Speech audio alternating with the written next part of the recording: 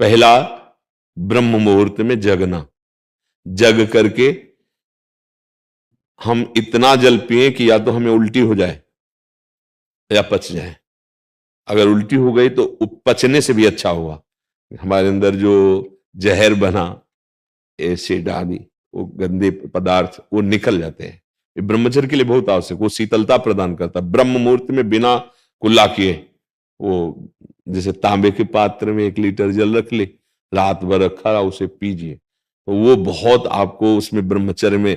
और इसके बाद थोड़ा टहलिए, वज्रासन में बैठ के, फिर शौच जाइए, फिर स्नान कीजिए जरूरी, और फिर आधा घंटा व्यायाम कीजिए, कठोर व्यायाम जैसे दंड बैठक, ऐसे फिर आधा घंटा आसन कीजिए जो योगिक आसन है। फिर अपनी दिनचर्या में उतर जाए। विद्यार्थी हैं तो विद्यार्थी, और भी गृहस्थी के जो कार्य, खान पान, विशेष खट्टी चीज, कोई नशे वाली चीज या बहुत अधिक मीठा या बादी चीजें, ये ब्रह्मचर्य को नष्ट कर देती हैं। सावधानी, कब्ज न बनने पावे, कब्ज बने तो मृदु उपचार से उसको हटावे। जैसे अब एकदम बाजार से मिला चूर्ण ऐसा, वो नहीं, मृदु उपचार।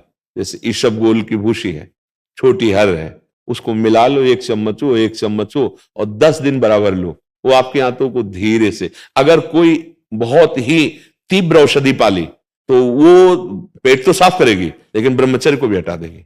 वो इतनी हीट पैदा करेगी, जो कब्ज से हीट पैदा हुई थी, बहुत संभालने की जरूरत होती है। अगर व्यायाम नहीं है और आसन नहीं है और दिनचर्या ठीक नहीं, आहार ठीक नहीं, तो भूल जाए कि कोई ब्रह्मचर्य नैष्ठिक 10-20 दिन वो बात अलग है, नैष्ठिक ब्रह्मचर्य के लिए।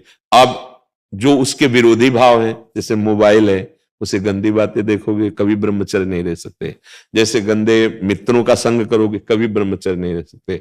जैसे आप गंदी चिंतन अंदर करोगे, तो आप भले क्रिया ना करो लेकिन आप ब्रह्मचर्य नहीं रह सकते, क्योंकि चिंतन मात्र से अंदर एक मनोवाह नाड़ी है, वो नाड़ी मथानी का कार्य करती है, रक्त से मंथन करके वो उस जीवनी शक्ति को बाहर कर देगी, जिसे स्वप्न दोष आदि कहते हैं, वो इस तरह से नष्ट हो जाएगा हमारा चिंतन। तो फिर चिंतन करने के लिए इतनी सामर्थ्य है कि हम तत्व का चिंतन, भगवत, तो हम नाम जप करते हैं, राधा राधा राधा राधा नाम जप करते हैं, पवित्र भोजन पाते हैं, और कभी कोई कुसंग नहीं करते हैं। हमारा लक्ष्य बन जाए कि हम भगवत प्राप्ति करेंगे, तो नैष्ठिक ब्रह्मचर्य रह जाएगा। और रोज इसी बात का केवल ध्यान रखोगे, ब्रह्मचर्य का तो नहीं बन पाएगा, उसको भूलना भी होगा। वो एक साइड में चल रहा है, हम गलतियों पर सावधानी रखे हुए हैं, लेकिन हमारा लक्ष्य भगवत प्राप्ति रहेगा, तब चल पाएगा, नहीं अहंकार शुरू हो जाएगा। अब उस अहंकार में ही काम, क्रोध, लोभ, मोह, मद मत्सर प्रहार करेंगे, आप गिर जाएंगे। लक्ष्य भगवत, और बड़े से बड़े तप और साधन का विस्मरण, उसका अहम ना आने पावे, उसकी स्मृति ना आने पावे, तो फिर हम बहुत आजीवन चल जाएगा, ब्रह्मचर्य चल जाएगा।